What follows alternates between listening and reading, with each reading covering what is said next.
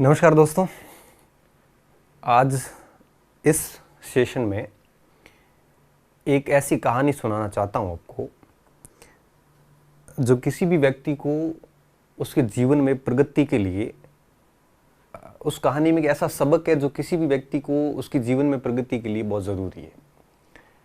कहानी कुछ यूँ है कि एक जंगल में, देखो काल्पनिक कहानी है, बस एक शिक्षा के उद्देश्य से सुनाई जाती है कि एक जंगल में एक बार एक गधे और एक टाइगर, बाघ के बीच में बहस हो जाती है।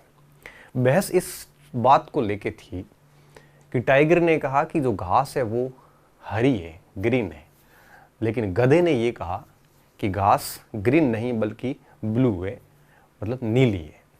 दोनों के बीच में एक हीटेड, यूँ कहिए कि बहुत ही गर्म बहस शुरू हो गई। बात यहाँ तक पहुँच गई कि कोर्ट अर्थात शेर की अदालत तक जाना पड़ा। और जंगल का न्यायालय शेर की अदालत होता है, तो लॉयन के कोर्ट में बात पहुंची। दोनों पक्ष वहां पहुंचे।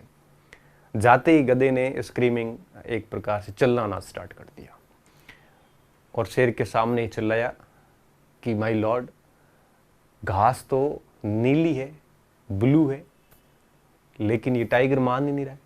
टाइगर कह रहा है कि घास ग्रीन है, अब आप ही निर्णय कीजिए। शेर ने कहा कि गधा सही कह रहा है, घास वास्तव में नीली है। तो फिर गधे ने कहा कि जब घास नीली है तो ये टाइगर हार गया, इसको पनिशमेंट दीजिए। और शेर ने टाइगर को 5 साल का पनिशमेंट दे दिया। ये कहे कि 5 साल तक आप बिल्कुल चुप रहोगे, किसी से बहस नहीं करोगे, बोलोगे भी नहीं, आप बिल्कुल खामोश रहने वाले हो। टाइगर बड़ा आश्चर्यचकित हुआ कि ऐसे कैसे हो गया। टाइगर ने सजा स्वीकार कर ली, न्यायालय के आदेश तो मानने ही पड़ते हैं। सब कुछ होने के बाद टाइगर ने वापस लॉयन से पूछा कि माय लॉर्ड के घास तो वास्तव में ग्रीन है। आपने फिर तो, शेर ने कहा हाँ घास तो एब्सोल्युटली ग्रीन ही है, हरी है, तो फिर आपने मुझे 5 साल की सजा किस बात की दी?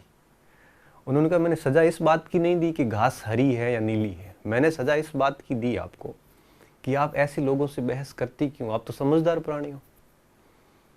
मैंने सजा इस बात की दी है कि एक समझदार होते हुए भी आप एक ऐसे मूर्ख व्यक्ति से, एक मूर्ख जानवर से बहस कर रहे हो जो आपसे बहस को डिजर्व भी नहीं करता। ऐसे व्यक्ति कभी भी, ऐसे व्यक्ति हो चाहे जानवर हो, कभी भी अपनी बात से नीचे नहीं उतरेंगे, चाहे वो गलत हो। वो किसी दूसरे को सुनने के आदी भी नहीं है, वो दूसरे को स्वीकार भी नहीं करेंगे चाहे वो सच हो। तो ऐसे लोगों के साथ आप समझदार होकर बहस कर रहे हो, बहस की है आपने, इस वजह से मैंने सजा दी है।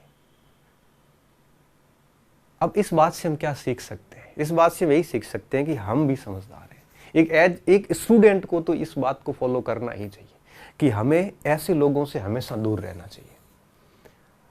कभी निरर्थक बहस में नहीं पड़ना चाहिए।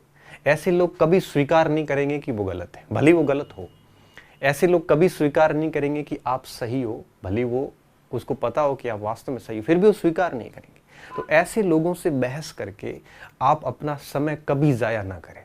वर्तमान की इस दौर में, सोशल मीडिया के इस दौर में बहस सामान्य बात है। आप चाहे कोई भी सोशल साइट्स खोलोगे, हर जगह बहस चल रही। धर्म के नाम पे हो सकती है, राजनीति के नाम पे हो सकती है, विचारधारा के नाम पे हो सकती है, जाति के नाम पे हो सकती है, किसी भी मुद्दे को लेके हो सकती है, हर जगह बहस चल रही है। तो मैं सिर्फ इतना ही कहूँगा, इस बहस में आप सभी विद्यार्थी दूर रहें। ये बात हर जगह लागू है। अगर किसी व्यक्ति को जीवन में आगे बढ़ना है तो इस प्रकार के प्राणियों से अलग रहें। इससे क्या होगा? इस बहस से आपको सीखने को कुछ नहीं मिलेगा और न आप किसी को सिखा पाओगे। इसमें सिर्फ आपका समय खराब होगा और साथ में आपका मन मस्तिष्क अशांत हो जाएगा। पहले मैं फेसबुक वगैरह पे लिखा करता था, तो फिर क्या हुआ कि जब भी लिखता था, बहुत मेहनत करके लिखते हैं हम, लिखने के बाद फिर नीचे कमेंट्स क्या आते थे कि ये उस राजनीति से प्रेरित है, ये धर्म से प्रेरित बात है। क्योंकि नुस्ख निकालने वाला व्यक्ति बस कहीं ना कहीं कोई भी शब्द पकड़ के और पूरी की पूरी बात निकाल देता है, और जितना अच्छा कंटेंट होता है उसको नकार के कोई एक शब्द निकाल के, क्योंकि आप कितना भी अच्छा लिखोगे, अगर आप कमी निकालने वाले हैं तो आप छिद्रान्वेषण है तो आप उसमें से कमी निकाल के उसके ऊपर लांछन लगा दोगे। फिर क्या होता है, फिर कमेंट्स में जवाब देते रहो, वगैरह वगैरह, बहस करते रहो पूरी रात। फिर वो एक मन अशांत रहता, विचलित रहता है। इसलिए फिर वो धीरे धीरे लिखना मैंने कम कर दिया। अब मैं उन मुद्दों पे बात ही नहीं करता। क्यों? क्योंकि मुझे इस वर्ग में नहीं रहना है। इसलिए आप जो है इस चीज़ का हमेशा ध्यान रखना, खामोशी के साथ जो काम किया जाता है उस काम का कोई मुकाबला नहीं है। आप बस अपना ईमानदारी के साथ काम करते जाइए।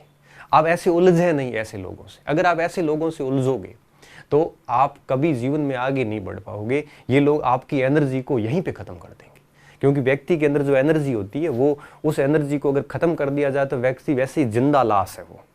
तो आप अगर ऐसे लोगों से अड़े रहोगे, क्योंकि ऐसे लोगों की तादाद भी बहुत ज़्यादा है, तो ऐसे लोगों से अगर अड़े रहोगे तो फिर एक समय ऐसा आएगा कि आप पूरा दिन यही काम करोगे, कुछ भी प्रोडक्टिव कार्य नहीं कर पाओगे। जिस उद्देश्य के साथ आप आए हो, जिस उद्देश्य को लेके आप कार्य कर रहे थे, बिजनेस हो चाहे पढ़ाई हो, कोई भी क्षेत्र हो, आप वो सब नहीं कर पाओगे। आप कंप्लीटली ऐसे लोगों में उलझ के रह जाओगे। आप अपनी एनर्जी को यहीं खराब कर दोगे। इससे बेहतर ये होता है कि ऐसे लोगों से आप बचिए और अपनी स्पीड को, अपने कार्य को ऐसे लोगों से बिना डिस्ट्रैक्ट हुए निरंतर करते जाइए, तब मज़ा आएगा। इस कहानी से बहुत कुछ सीखा जा सकता है। इस कहानी को मैंने सोशल मीडिया पे पढ़ा था तो मुझे अच्छा लगा कि इस कहानी को आप तक पहुंचाना चाहिए।